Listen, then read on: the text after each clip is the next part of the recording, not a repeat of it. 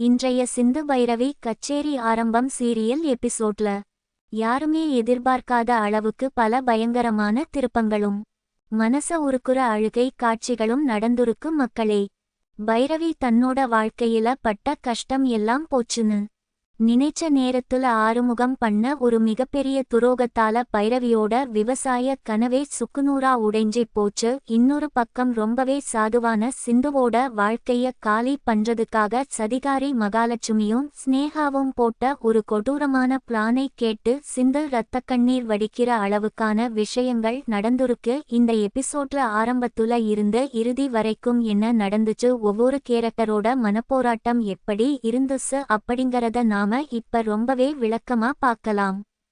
எபிசோடோட ஆரம்பத்திலேயே ஆறுமுகமும் பைரவியும் அவங்களோட ரூம்ல ரொம்பவே கோபமா பேசிக்கிட்டு இருக்காங்க. பைரவி ரொம்பவே தைரியமாவும் அதே நேரத்துல ஒரு வரட்டு பிடிவாதத்தோடவும் ஆறுமுகம் மூஞ்சிய பார்த்து நேருக்கு நேரா ஒரு சவால விடுறாங்க.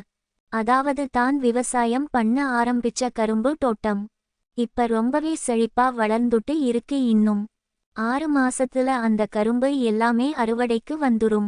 அப்படி நான் அந்த சவால்ல ஜெயிச்சிட்டா இந்த 6 மாசம் கழிச்சு நீங்க சம்மதிச்ச மாதிரி கோர்ட்ல வந்து மியூச்சுவல் விவாகரத்துக்கு கையெழுத்து போடணும். இந்த வாழ்க்கைய விட்டு நான் விலகி போயிடுவேன். அதுக்கப்புறம் நீங்க என்ன பார்க்கவே முடியாது அப்படின்னு ரொம்பவே ஆக்ரோஷமா சொல்றாங்க. இத கேட்ட உடனே ஆறுமுகத்துக்கு தலையில இடி விழுந்த மாதிரி ஆகிடுது. ஏன்னா ஆறுமுகம் வெளிய பாக்குறதுக்கு ரொம்ப முரட்டுத்தனமான ஆளா இருந்தாலும் பைரவி மேல அவரு உசுரையே வெச்சிருக்காரு. பைரவி என்னதான் அவமானப்படுத்தினாலும் அதையெல்லாம் பொறுத்துக்கிட்டு அவளுக்காகவே வாழ்ந்துட்டு இருக்க அவரு இந்த விவாகரத்து பேச்ச கேட்டதும் ரொம்பவே உடைஞ்சு போறாரு.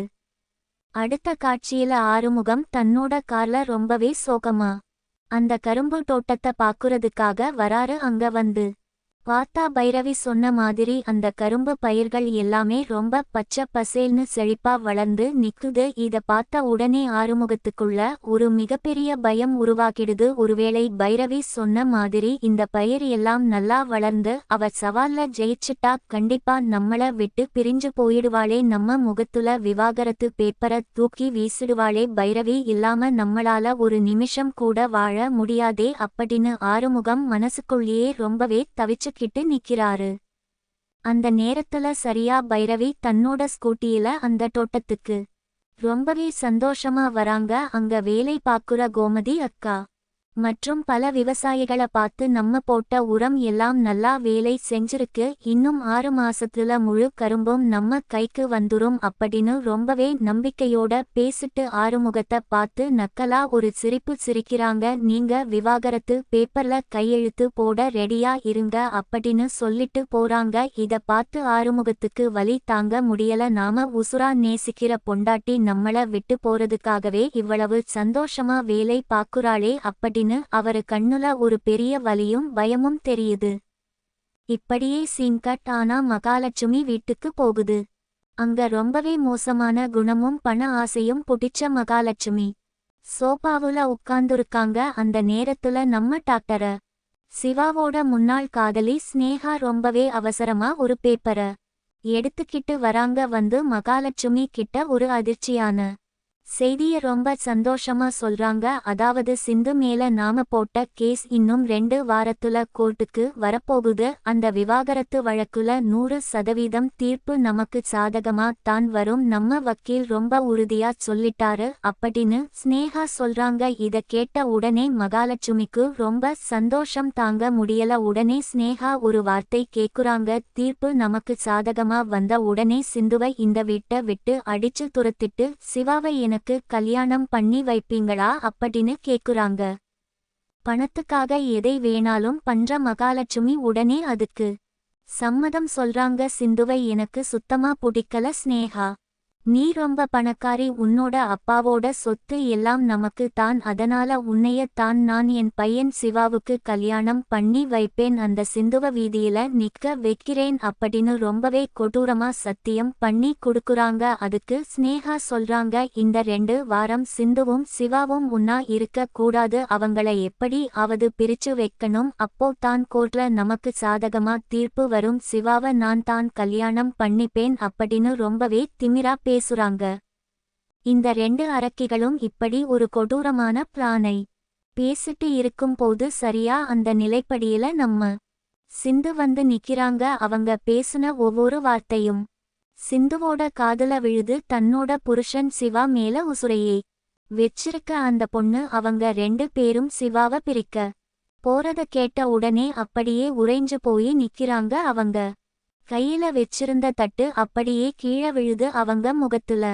அவ்வளவு ஒரு அதிர்ச்சி. என்னதான் தன்னோட மாமியார் மகாலட்சுமி தன்னை கொடுமைப்படுத்தினாலும் இந்த அளவுக்கு தன்னோட வாழ்க்கைய அழிக்க பிளான் பண்ணுவாங்கன்னு சிந்து எதிர்பார்க்கவே இல்ல. சிந்துவோட கண்ணுல இருந்த அருவி மாதிரி கண்ணீர் ஊத்துது. வாய பொத்திக்கிட்டு விக்கி விக்கி அழுவுறாங்க. இத பார்த்த ஸ்னேகா கொஞ்சம் கூட குற்ற உணர்ச்சியே இல்லாம கூலிங் கிளாஸ் போட்டுக்கிட்டு சிந்துவ பார்த்து நக்கலா ஒரு சிரிப்பு சிரிச்சிட்டு கெத்தாக அங்க இருந்து கிளம்பி போறாங்க. மகாலட்சுமியும் சிந்துவ பார்த்து ரொம்பவே அலட்சியமா முகத்தை திருப்பிட்டு போறாங்க. சிந்துவுக்கு தன்னோட வாழ்க்கையே இருண்டு போன மாதிரி ஒரு மிகப்பெரிய மன உளைச்சல்ல கண்ணீரோட நிக்கிறாங்க.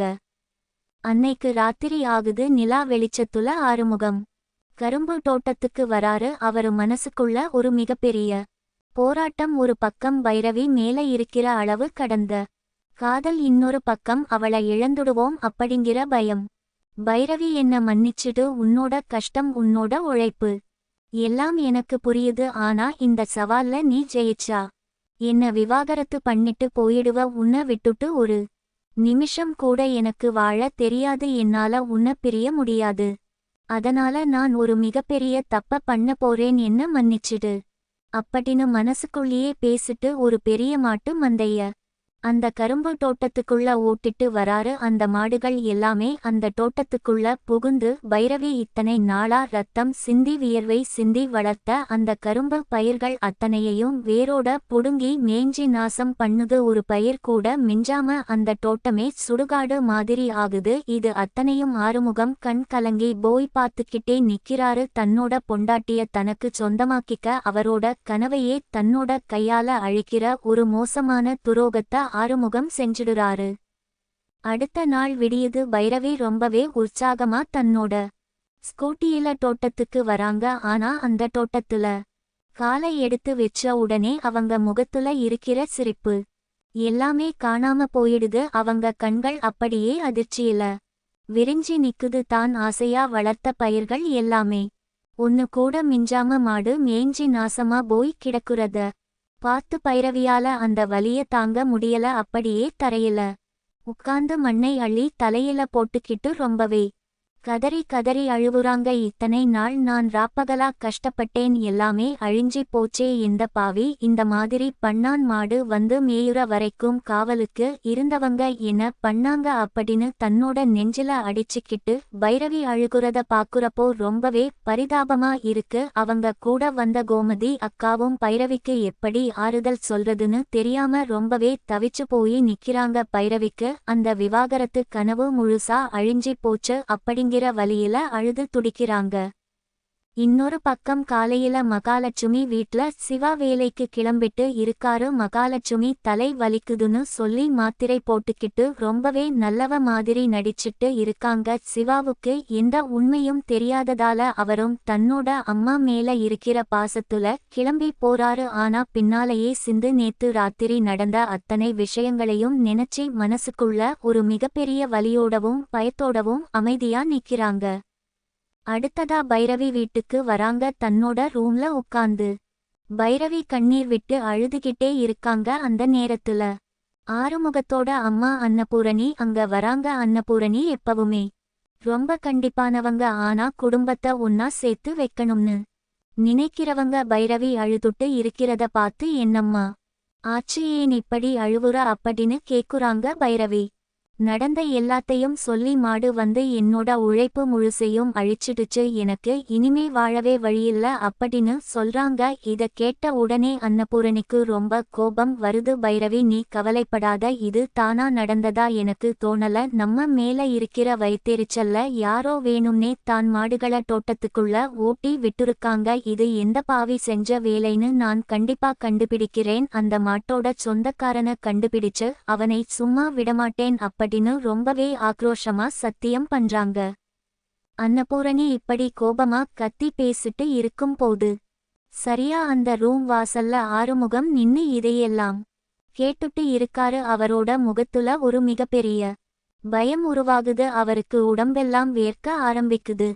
ஏன்னா தன்னோட அம்மா அன்னபூரணி எவ்வளவு கண்டிப்பானவங்கன்னு அவருக்கு நல்லாவே தெரியும். ஒருவேளை தான் மாடுகளை ஓட்டி விட்டு பைரவியோட கரும்பை நாசம் பண்ணேன் அப்படிங்கிற உண்மை தன்னோட அம்மாவுக்கு தெரிஞ்சா பெத்த அம்மானே பார்க்காம தன்னை இந்த வீட்டை விட்டே துரத்திடுவாங்களே. அப்புறம் பைரவிக்கு இந்த உண்மை தெரிஞ்சா என்னை இந்த ஜென்மத்துக்கும் மன்னிக்க மாட்டாளே. அவ என்னை விட்டு நிரந்தரமா போயிடுவாளே அப்படின்னு நினைச்சி ஆறுமுகம் ரொம்பவே பயத்துல உறைஞ்சி போய் நிக்கிறாரு.